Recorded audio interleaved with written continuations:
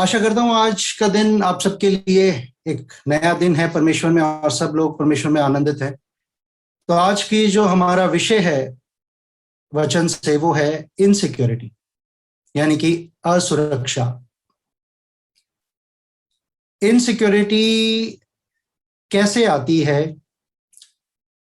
एक क्वेश्चन से आती है, एक शंका से आती है। इनसिक्योरिटी का मतलब हमारे मन में इनसिक्योरिटी कैसे आती है? या तो कोई सवाल आता है उसकी वजह से इनसिक्योरिटी आती है, या कोई शंका हमारे मन में आती है उस वजह से इनसिक्योरिटी आती है। जैसे कि हमें हमें जॉब मिलेगी कि नहीं मिलेगी, उससे हम इनसिक्योर हो जाते हैं। या हमारी जो जॉब है वो रहेगी कि नहीं रहेगी, या जो बिजनेस हमने नया स्टार्ट किया है वो चलेगा कि नहीं चलेगा, या जो मेरा कोई ऑर्डर आना है वो आएगा कि नहीं आएगा, या मुझसे कोई प्यार करता है कि नहीं करता है, क्या चर्च में कोई मुझे प्यार करता है कि नहीं करता है, क्या मैं कुछ इंपॉर्टेंस रखता हूं। इस तरह के सवाल आपके मन में आते हैं, तब आपको इनसिक्योरिटी महसूस होती है। क्या मेरे पास सफिशिएंट पैसे होंगे कि मैं घर को चला सकूं? क्या मेरी सैलरी टाइम पे आ जाएगी, जैसे पिछले 2 साल में हम लोग फेस कर रहे हैं कोविड के टाइम में।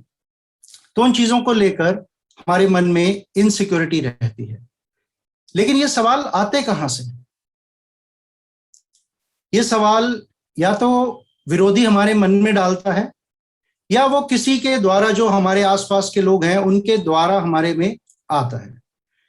जैसे कोई भी जना ऐसे बोल सकता है कि यार चर्च से कोई फोन ही नहीं आया, 10 दिन हो गए, कोविड का टाइम है, हम सब लोग लॉकडाउन में है, किसी ने फोन ही नहीं किया कि तुम कैसे हो कैसे नहीं हो, है ना। इस तरह का कोई सवाल आ सकता है। जॉब में आपको कोई चैलेंज आ रहा है, तो कोई कलीग आपका बोल सकता है यार यहाँ पे ना रिसेशन चल रहा है, तो कुछ स्टाफ कम कर रहे हैं, तो तेरा नाम शायद लिस्ट में है।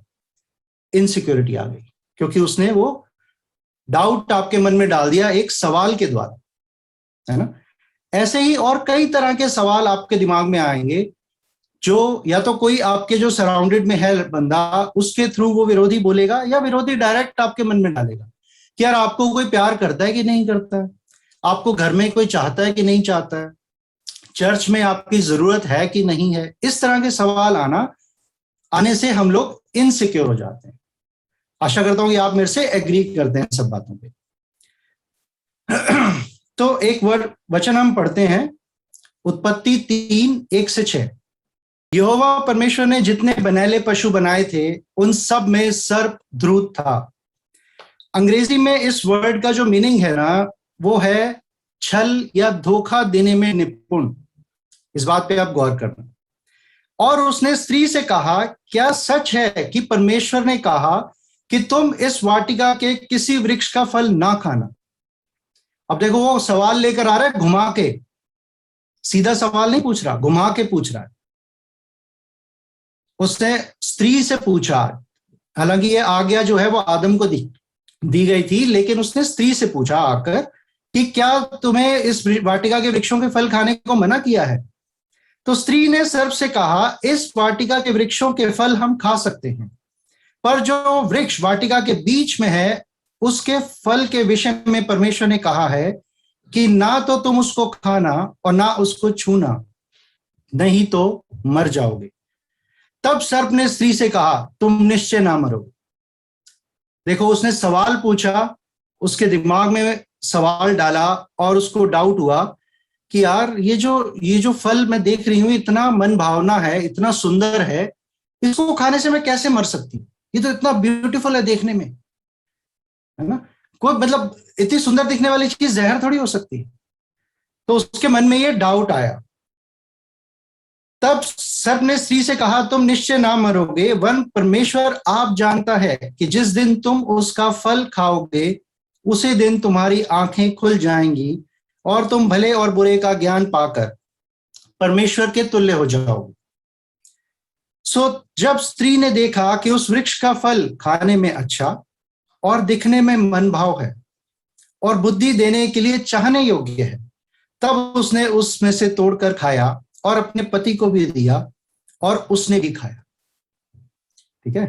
अब देखो कि उसने सवाल पूछा और वो उससे उसके दिमाग में एक डाउट आया, उस डाउट के आने से उसने परमेश्वर की आज्ञा पर शक किया, ठीक है, जिससे कि वो उसी पल असुरक्षित हो गए। पहले वो सुरक्षित थे, बिल्कुल परमेश्वर ने उनको उस वाटिका में रखा और वो एंजॉय कर रहे, मतलब मजे मार रहे थे दोनों जने।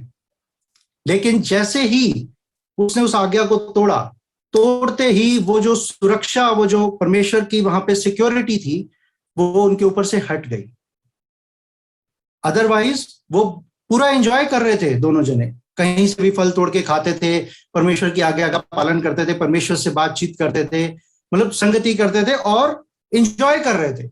लेकिन जैसे ही ये आज्ञा टूटी, वो शक उनके दिमाग में आया जो कि सांप ने डाला, और उसने वो आज्ञा तोड़ी। तोड़ते ही वो लोग उससे बाहर हो गए, उस सिक्योरिटी से हट गए, ठीक है। तो ऐसे ही सवाल कई हमारे मन में आते हैं, जैसे जो मैंने अभी आपको बताए, मैंने तो थोड़े से बताए, ऐसे बड़े सारे सवाल हैं, मैं सारे बताऊंगा तो पूरा दिन निकल जाएगा, इसलिए मैंने 2-4 पॉइंट आपको बताए। तो आप इस चीज का ध्यान रखिए कि कौन सा सवाल आपके मन में आ रहा है जिससे कि आप इनसिक्योरिटी महसूस कर रहे हो, जिससे इनसिक्योर हो रहे हो, असुरक्षित महसूस कर रहे हो, ठीक है। अब आगे कैसे उससे हमें निजात पानी है वो हम आगे वचन में देखते हैं। एक और खूबसूरत वचन है यशाया 54:17, ये हम पढ़ते हैं। आप लोग जल्दी जल्दी उंगलियां चलाएं और यशाया में पहुंचे। आइजाया 54:17, उसमें लिखा है, जितने हथियार तेरी हानि के लिए बनाए जाएं उनमें से कोई सफल ना होगा, और जितने लोग मुद्दई होकर तुझ पर नालिश करें उन सबों से तू जीत जाएगा। यहोवा के दासों का यही भाग है। अंग्रेजी में थोड़ा सा चेंज करके लिखा हुआ है, उसमें लिखा हुआ है कि and every tongue that raise against you in judgment you will condemn this, peace, righteousness, security and triumph over opposition.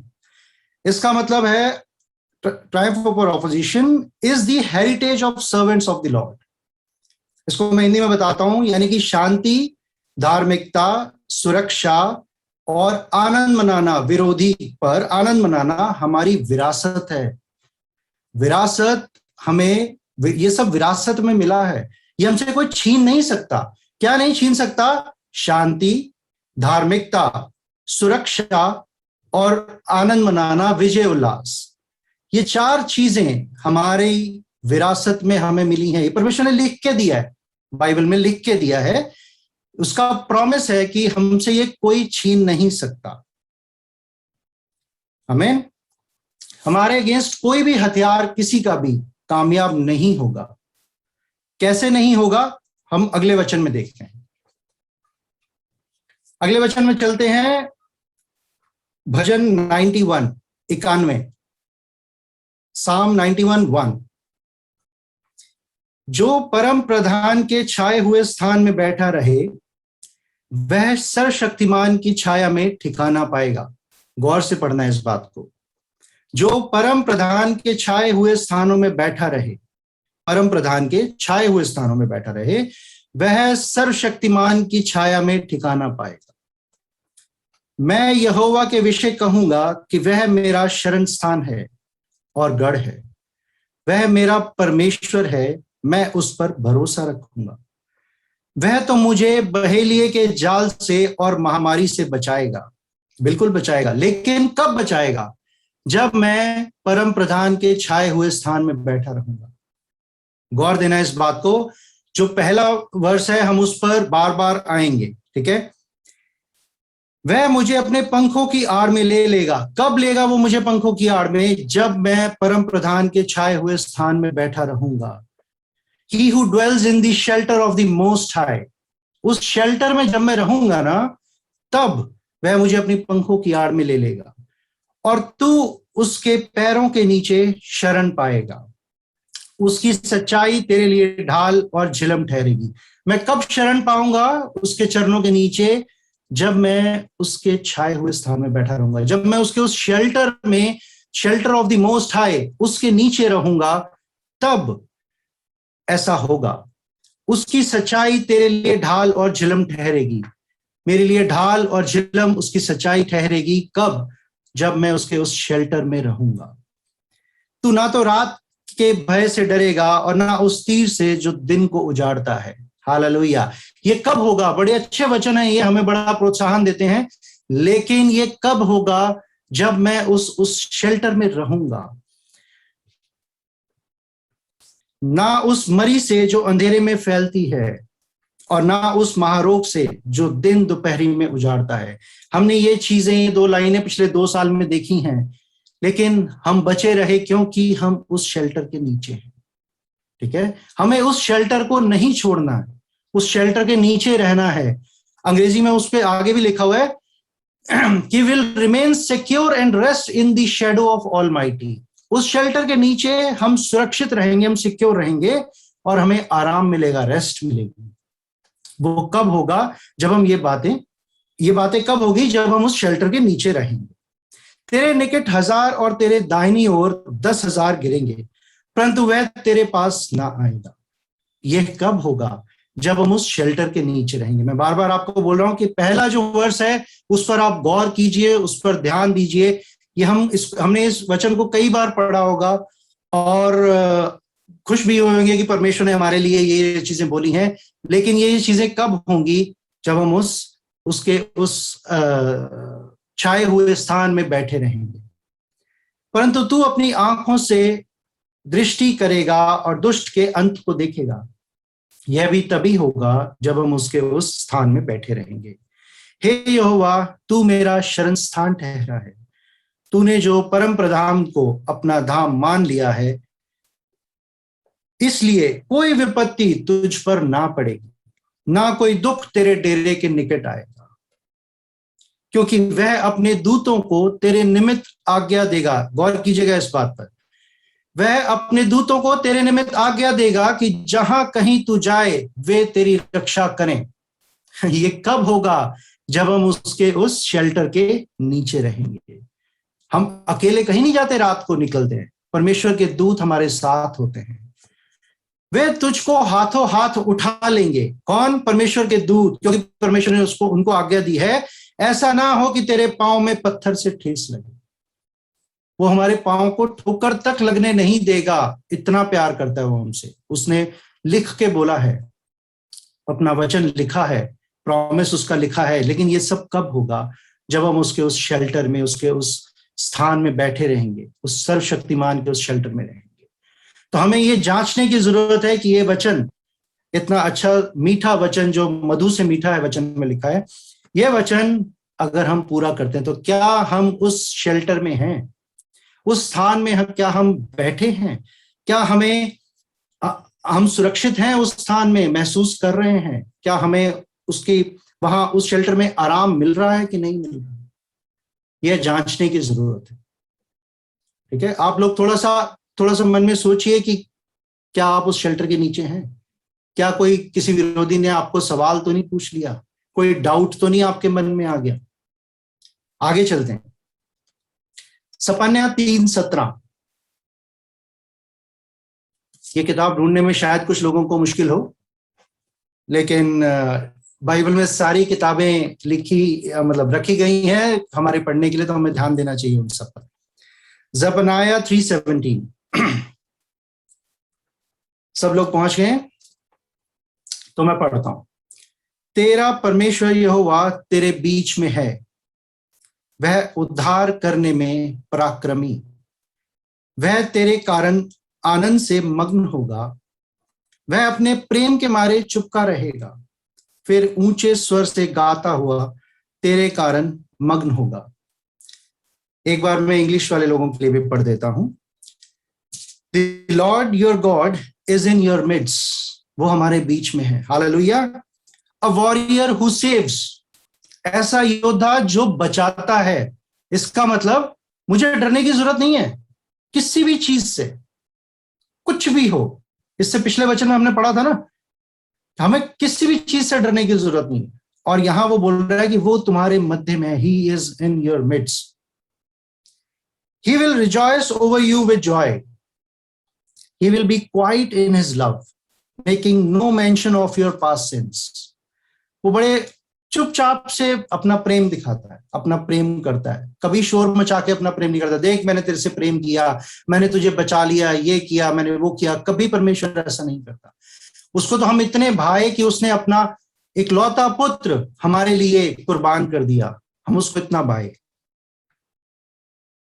He will rejoice over you with shout of joy. Hallelujah. तो परमेश्वर हमसे कितना प्रेम करता है कि वो हमारे बीच में है और हमें कभी नहीं छोड़ता, और वो एक वॉरियर है जो बचाता है, और वो हमारे बीच में है, इसलिए हमें किसी से डरने की जरूरत नहीं है। साम 16, भजन 16:8, साम 16:8। एक एग्जाम्पल देना चाहूंगा आपको। हम सबके पास जो माता पिता उनके पास बच्चे हैं, या जो अभी माता पिता नहीं है खुद बच्चे हैं, तो वो कभी तो छोटे बच्चे रहे होंगे, या आज भी बच्चे तो बच्चे ही हैं। तो कभी छोटा बच्चा पिता के साथ अगर सड़क पर चल रहा है, पिता ने उसको दाहिने हाथ से पकड़ा हुआ है ताकि वो इधर उधर ना भागे, उसे चोट ना लगे, तो बच्चा हमेशा, जो शरारती बच्चे होते हैं ना, वो अपना हाथ छुड़ाकर और खुद आगे को चलते हैं। आपने ये नोटिस किया होगा, जिनके पास बच्चे हैं, तो बच्चे खुद चौधरी बनने की कोशिश करते हैं। मतलब मैं एक नॉर्मल लैंग्वेज में अगर आप बोलूं, तो कुछ हाथ छुड़ाकर आगे आगे चलते हैं, मैं चल रहा हूं, मैं चल रहा हूं, मैं चल रहा हूं। लेकिन जैसे ही सामने से कोई खतरा आता है ना, या आप फर्ज करिए कि हम दिल्ली में रहते हैं, तो सामने से कोई गली का कुत्ता आ गया या कुत्ते आ गए, तो बच्चा फटाफट भागता है बोलता हुआ कुछ, और फटाफट आके पिता के पीछे छुप जाता है। ऐसा नोटिस किया आपने? मैंने किया। ऐसा होता है कि बच्चे अब खुद हाथ छुड़ा के चलते हैं, लेकिन जैसे ही खतरा आता है ना, पापा पापा पापा पापा पापा पापा करके पापा के पीछे आ जाते हैं। क्यों आ जाते हैं? क्योंकि उन्हें यह विश्वास है कि मेरा पिता मुझे इस खतरे से बचाएगा। ऐसा ही है ना? बच्चों को यह विश्वास है कि मेरा पिता जो है वो एक कुत्ते के काटने से मुझे बचा लेगा, इसलिए वो फटाफट आके अपने पिता के पीछे हो जाते हैं, और पिता उनको उससे बचाता है ना? तो सोचिए कि हम जो आत्मिक पिता के बच्चे हैं, वो हमें बचाता है। इस वचन में वही लिखा है, वो हम आगे पढ़ते हैं। लेकिन कई बार हम भी उस पिता का हाथ छुड़ाकर ना खुद चौधरी बन जाते हैं, कह रहे मैं कर लूंगा, मैं देख लूंगा, मैं कर सकता हूं। लेकिन जैसे ही हमें लगता है ना, अरे आगे से तो भैया कुत्ते आ रहे हैं, नोचेंगे, तो फिर हम फटाफट पिता की तरफ भागते हैं। ऐसा होता है। ये सत्य है। कुछ लोगों को हंसी भी आ रही होगी, लेकिन ये सच्चाई है। हम सब ऐसा करते हैं क्योंकि ह्यूमन है ना, हमारे में नेचर थोड़ा सा वो कई बार शुरू हो जाता है पुराना। तो हम हाथ छुड़ाते हैं परमेश्वर से। उसने बेचारे ने अच्छे वाले पकड़ा हुआ है, दाहिने हाथ से हमें थामा हुआ है, लेकिन हम कहते हैं नहीं नहीं यार रुक, मैं करूंगा, मैं देखूंगा, मैं बिजनेस चलाऊंगा, मैं दिमाग लगाऊंगा, ये करूंगा, वो करूंगा, फलाना ढमका, और हम खुद चौधरी बन के और निकल पड़ते हैं। फिर जब ठोकर खाते हैं, कोई कुत्ते काटने की हमारे को शंका होती है, फिर हम फटाफट भाग के पिता के पीछे आ जाते हैं, और बड़े आराम से पिता हमें उसमें से बचा लेता है। आइए वचन पढ़ते हैं एक बार। मैंने यहोवा को निरंतर अपने सम्मुख रखा है, इसलिए कि वह मेरे दाहिने हाथ रहता है, मैं कभी ना डगमगाऊंगा। हालेलुया। तो क्या बेटर है, हाथ छुड़ाकर भागना और जब कोई खतरा आए तो फिर से वापस आना? क्या ये सही है? या ये सही है कि हमेशा उसके दाहिने हाथ से उसने जो हमें पकड़ा हुआ है वैसे ही चलना और हमेशा विजयी रहना? इसमें से क्या सही है? ऑफ कोर्स वही सही है कि हमेशा परमेश्वर के साथ चलना, उसको अपने सम्मुख रखना। आप चौधरी बन के सम्मुख नहीं आ जाना, परमेश्वर को अपने सम्मुख रखना है। एक बार मैंने टीच किया था कि परमेश्वर आपके सामने होना चाहिए, आप परमेश्वर के सामने नहीं होने चाहिए। हर बात में, हर बात में परमेश्वर आपके आगे होना चाहिए, आपकी प्रायोरिटी परमेश्वर होना चाहिए, बाकी सब बाद में।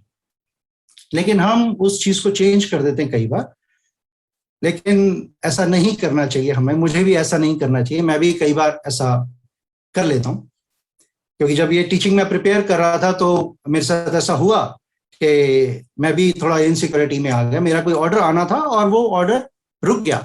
डेल से मुझे फोन आया कि वो ऑर्डर हमारे साथ नहीं हो सक रहा क्योंकि ऐसा ऐसा सर्कमस्टांसेस हो गए, ये हो गया, वो हो गया। तो वो मेरे को बोली जा रहा ये ऑर्डर नहीं आएगा, ये नहीं आएगा, नहीं आएगा। मैं भी थोड़ा परेशान हो गया, यार ये ऑर्डर क्यों नहीं आएगा, क्योंकि मेरे लिए वो ऑर्डर बड़ा इंपॉर्टेंट था। फिर मैंने कहा मैं क्यों डर रहा हूं, मैं वही तो सीख रहा हूं, और वही मेरे को परमेश्वर सिखा रहा है कि इनसिक्योर नहीं होना है, इनसिक्योरिटी में नहीं जाना है। मैंने फटाफट प्रार्थना की, मैंने कहा नहीं नहीं, ये अविश्वासी है, ये जो भी बोल रहा है बोलने दे, मेरे को उससे कोई मतलब नहीं। मैं जानता हूं मेरा परमेश्वर मेरे साथ है, वो मेरे मध्य में है, वो मेरे को कभी नहीं छोड़ेगा, उसने दाहिने हाथ से मुझे पकड़ा हुआ है। मैंने फटाफट परमेश्वर से प्रार्थना करी, प्रभु तू संभालेगा, क्योंकि मैं जानता हूं कि तूने मेरे लिए अपना लहू बहाया है, तो मुझे कोई हानि नहीं होगी। जैसे ही मैंने प्रार्थना करी, वैसे ही प्रार्थना खत्म, आमीन नहीं बोला था कि फोन आ गया, कि फोन मैंने उठाया, उसने बोला कि हाँ यार वो सब रिजॉल्व हो गया, तो अभी हम कर रहे हैं वो काम। मैंने परमेश्वर को तारीफ दी और कहा कि प्रभु थैंक यू। तो ऐसा परमेश्वर है हमारा। ऐसा जरूरी नहीं है कि सिखाने वाले के साथ ऐसा नहीं होता, सिखाने वाले के साथ ज्यादा होता है, क्योंकि वही तो बता रहा है, वही तो सिखा रहा है, तो उसके साथ ऐसी चीजें ज्यादा सामने आती हैं उसको। तो मेरे साथ ये टीचिंग प्रिपेयर करते हुए, सीखते हुए मेरे साथ खुद ऐसा हुआ। तो इसलिए मैं बता रहा हूं कि हमें परमेश्वर को अपने सामने रखना चाहिए, उसको, उससे हाथ छुड़ाकर भागना नहीं चाहिए, उसको साथ लेके चलना चाहिए, परमेश्वर के साथ साथ चलना चाहिए। खुद हमें चौधरी नहीं बनना चाहिए। Sorry for this word, but मेरे को कोई और वर्ड मिला नहीं, तो ऐसा हमें करना चाहिए। आशा करता हूं कि आप सब इस पे ध्यान देंगे। एक और चीज मेरे मन में आई कि हम कई बार ना अपने आप को भी दोष देते हैं, अपने अपने अपने फिजिक को भी दोष देते हैं कि यार अरे मैं सुंदर नहीं हूं, अरे मैं काला हूं, या मैं मोटा हूं, या मैं बहुत ही पतला हूं, यार मैं तो अच्छे से बात नहीं कर सकता, मेरे को इंग्लिश नहीं आती, या मैं बोल नहीं सकता किसी से, या कोई और चीज, मेरा फेस कोई नाक टेढ़ा है, या मेरे को कई चीजें हम सोचते हैं अपने बारे में ना। तो उस बारे में परमेश्वर क्या कहता है वो मैं आपको एक बार वचन से बताता हूं। भजन संहिता 139 139 14-16 पढ़ेंगे एक बार। ये उन लोगों के लिए जो खुद ही अंदर बैठे बैठे अपने आप को ही बोलते रहते हैं कुछ ना कुछ। आप अपने आप को कुछ नहीं बोल सकते, क्योंकि आप नहीं हो, परमेश्वर के लिए आए हो यहां। आशा करता हूं सब पहुंच गए होंगे। मैं पढ़ता हूं, मैं तेरा धन्यवाद करूंगा इसलिए कि मैं भयानक और अद्भुत रीति से रचा गया हूं। तेरे काम तो आश्चर्य के हैं और मैं इसे भली भांति जानता हूं। जब मैं गुप्त में बनाया जाता और पृथ्वी के नीचे स्थानों में रचा जाता था, तब मेरी हड्डियां तुझसे छिपी ना थी। तेरी आंखों ने मेरे बिडोल तत्व को देखा, और मेरे सब अंग जो दिन दिन बनते जाते थे, वे सब रचे जाने से पहले तेरी पुस्तक में लिखे हुए थे। हालेलुया। तो अपने आप को कई बार कोसते हैं या बोलते हैं इन चीजों के विषय में, तो कृपया करके ऐसा ना करें, क्योंकि परमेश्वर ने आपको ऐसा बनाया है और आप उसको बहुत भाते हो। ये वचन में हमने पढ़ा है, ऐसे ही जैसे हम हैं वैसे ही हम उसको पसंद है, उसने वैसे बनाया है। हमारे बनने से पहले उसकी पुस्तक में लिखा हुआ था कि फलाना बंदा ऐसा होगा। तो हमें उस चीज की चिंता की जरूरत नहीं। परमेश्वर का धन्यवाद करो और उसमें उसकी लॉ में लगे रहो और उसको ही पहला दर्जा दो, उसको अपने सामने रखो। ठीक है। परमेश्वर ने जगह जगह हमें बोला है कि आप, तुम मेरी सिक्योरिटी में हो। उस शेल्टर में रहना है हमारे को, जो हमने अभी पढ़ा।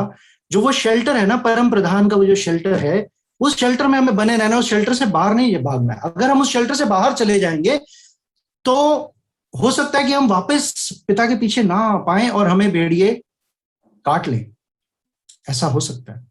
लेकिन हमें उस शेल्टर में रहना है। बार बार हो सकता है हम बार बार जा रहे हैं और बार बार वापस आ रहे हैं पिता के पीछे, और हम बच रहे हैं, पिता हमें बचा रहा है। लेकिन कभी ऐसा भी हो सकता है कि आप सोचो अरे मैं जाता हूं, परमेश्वर बचा तो लेते ही है मेरे को, मैं फटाफट वापस भी आ जाता हूं, कोई बात नहीं।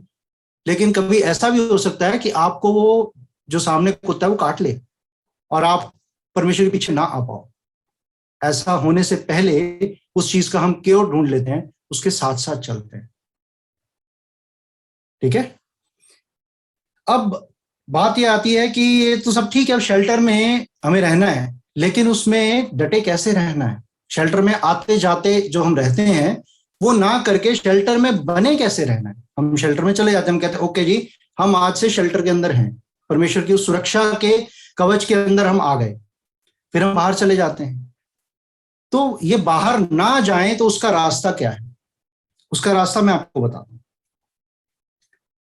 रोमियो 12 इसमें लिखा है प्रेम निष्कपट हो।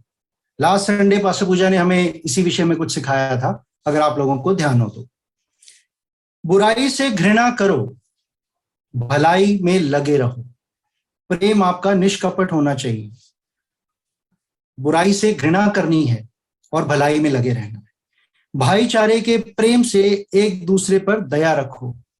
यही सीखा था हमने कि भाईचारा रखना है, एक दूसरे के साथ भाईचारा रखना है। परस्पर आदर करने में एक दूसरे से बढ़े चलो। परस्पर मतलब एक, अगर मेरा किसी ने आदर किया है, मेरे को उससे बढ़कर आदर उसका करना है, फिर उसका है कि उसने और बढ़कर आदर करना है, ऐसे करके देखो।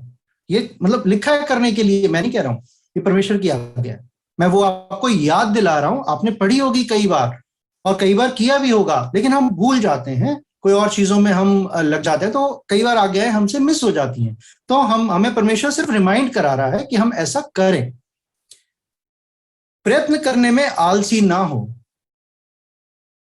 आत्मिक अमाद में भरे रहो, प्रभु की सेवा करते रहो, कोशिश करते रहो, आशा में आनंदित रहो, कलेश में स्थिर रहो, प्रार्थना में नित्य लगे रहो। हालेलुया।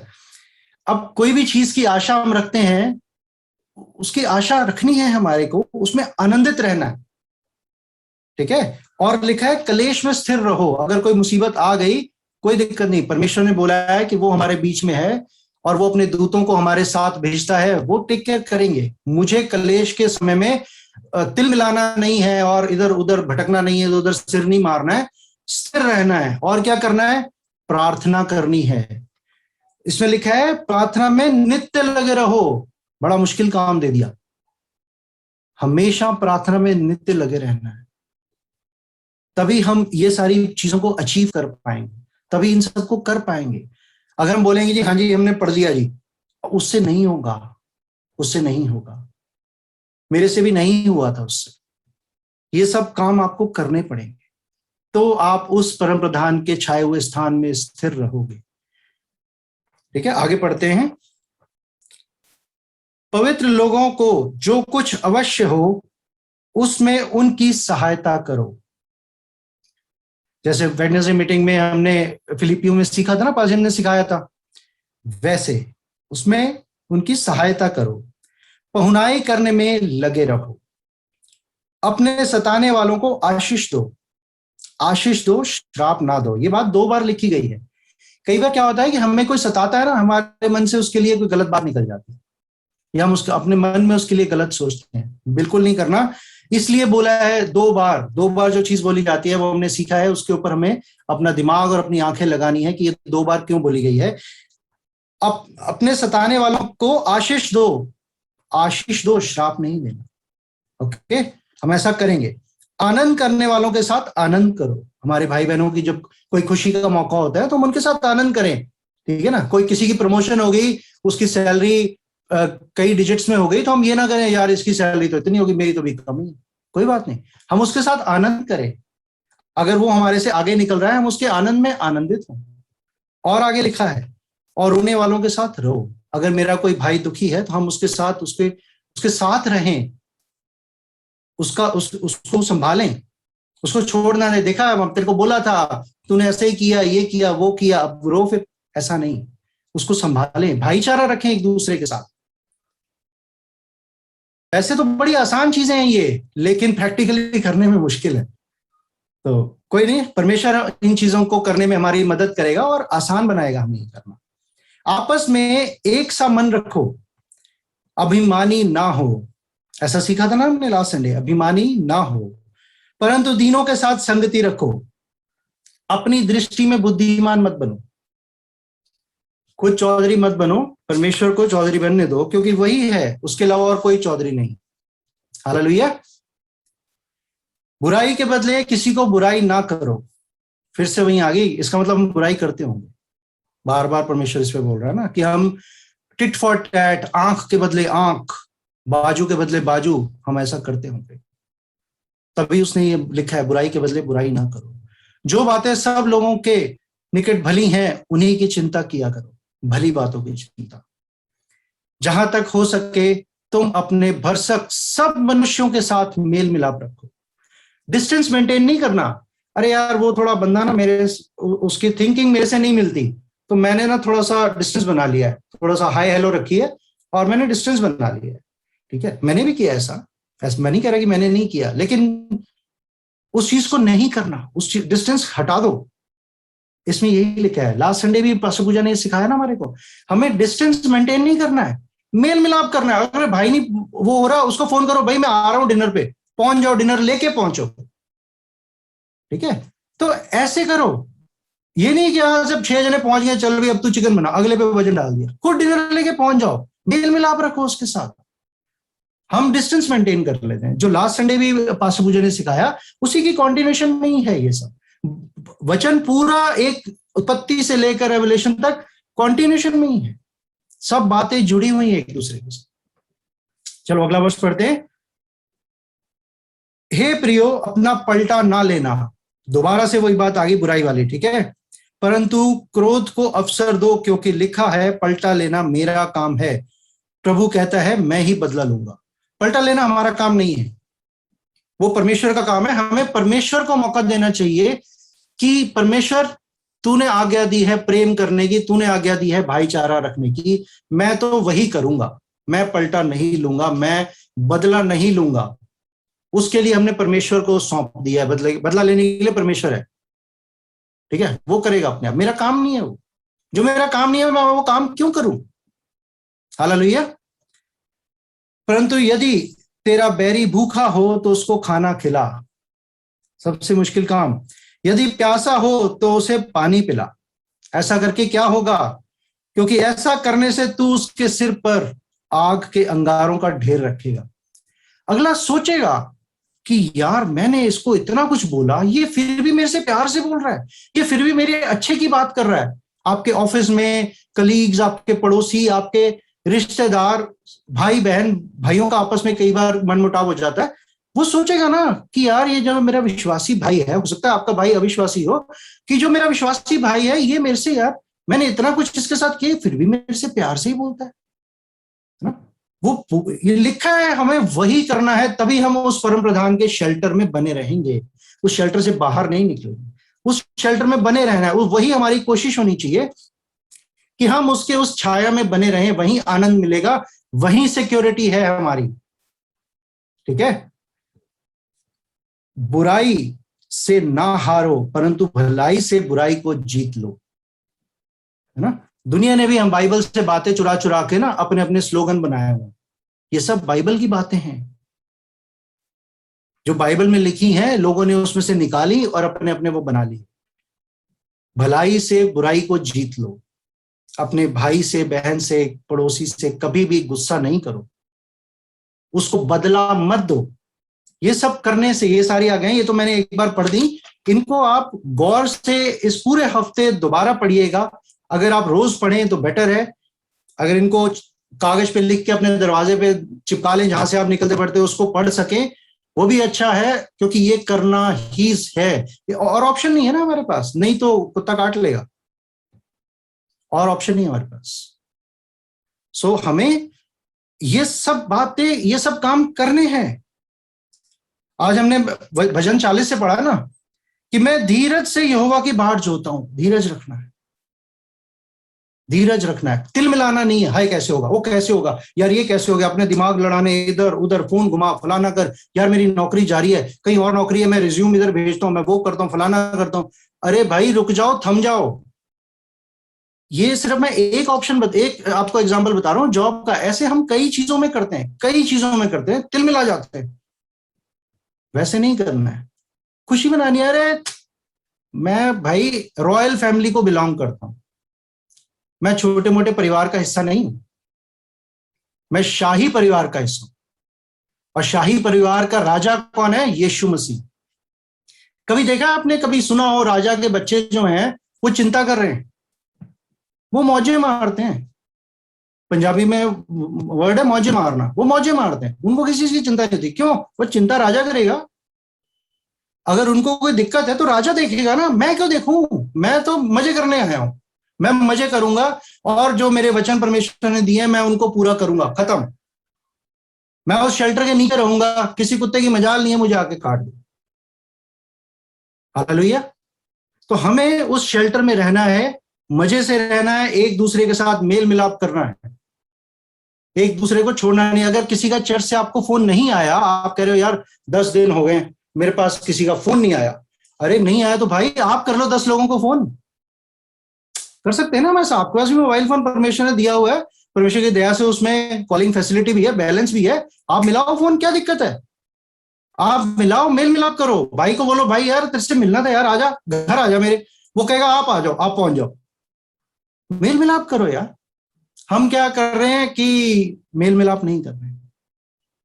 हम कहते तो हैं कि हम भाई बहन हैं, फलाना है ढमकाना है, मेरे समेत मैं अपने को भी इसी में इंक्लूड कर रहा हूं, हम मेल मिलाप नहीं कर रहे। तो हमें मेल मिलाप करना है, डिस्टेंस जो हमने बना लिया है उसको बंद करना है, खत्म करना है उसको, और उस शेल्टर में रहना है। क्यों? क्योंकि मैं नॉर्मल, मैं प्रजा नहीं हूं, मैं राजा का बच्चा हूं, मैं प्रजा नहीं हूं, मैं एक रॉयल फैमिली को बिलोंग करता हूं, शाही परिवार का हिस्सा हूं मैं, छोटे मोटे परिवार का हिस्सा नहीं हूं मैं। हालेलुया। तो हमें क्या करना है? उस शेल्टर में रहना है, तभी हम सिक्योरिटी में रहेंगे। परमेश्वर ने बार बार अपना वचन दिया और बोला इसे पढ़ो भाई, पढ़ोगे तो पता लगेगा ना कि तुम शेल्टर में हो कि नहीं हो। अगर शेल्टर में रहना है तो भाई कैसे रहना है उसका भी इलाज दिया हुआ है। तो मेरा आपको सबमिशन यही है कि कृपया करके खुद चौधरी ना बने, परमेश्वर को चौधरी बनने दें, कि वही चौधरी है, एक ही होता है, दो नहीं हो सकते हैं, एक ही होता है। वो एक डायलॉग शायद सबने सुना होगा, यहां का गुंडा मैं हूं, है ना? तो यहां का गुंडा, यहां का चौधरी गुंडा नहीं कह सकते, वो तो एक दुनिया का वो है। यहां का जो लीडर है, जो टॉप मोस्ट किंग है, वो यीशु मसीह है सिर्फ, और कोई नहीं है, और मैं उसका बच्चा हूं। मुझे डरने की कोई जरूरत नहीं है, चाहे कोई भी कलेश आ जाए, चाहे कोई भी विपत्ति आए। एक स्लाइड मैं आपको शेयर करना चाहूंगा।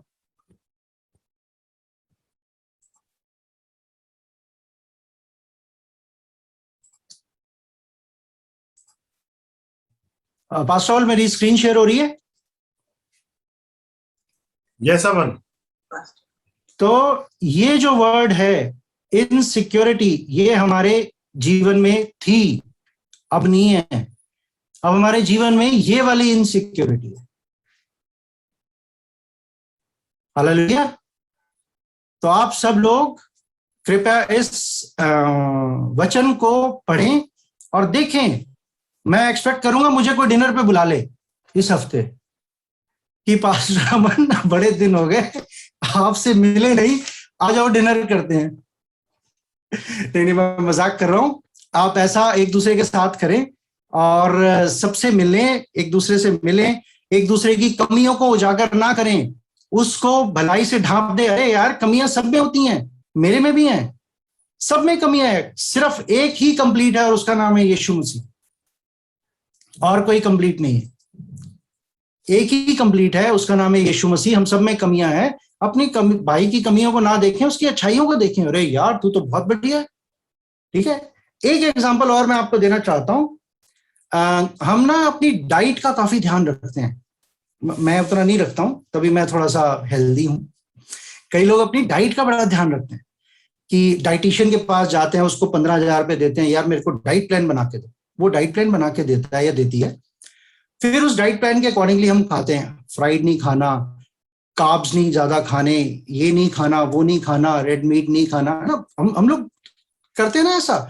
जो हमारी बहनें हैं वो अरे गोवा गए थे यार, टैनिंग हो गई, अब मेरे को फेशियल कराना है, कुछ कुछ भी करवाना है, तो हम बड़ा ध्यान रखते हैं अपनी आउटफिट का, यार मैं ऐसा ना हो मैं मोटा लगूं, ऐसा ना हो मैं ऐसा लगूं, वैसा लगूं, मैं काला हो गया, मेरे यहाँ डबल चिन आ गई, ये हो गया वो हो गया। हम लोग ऐसा ऐसा करते हैं।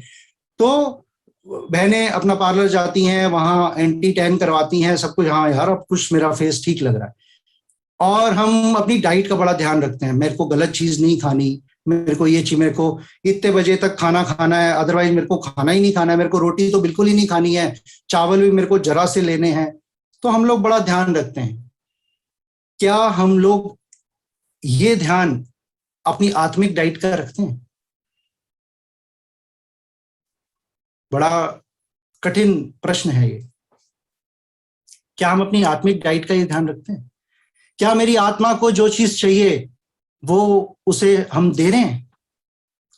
क्या मेरी आत्मा पे जो टैनिंग हो गई है उस टैनिंग को हम उतार रहे हैं? सोचिएगा इस बात को। आप लोगों का धन्यवाद कि आपने मुझे सुना, परमेश्वर के वचन को सुना और मुझे टॉलरेट किया। God bless you all.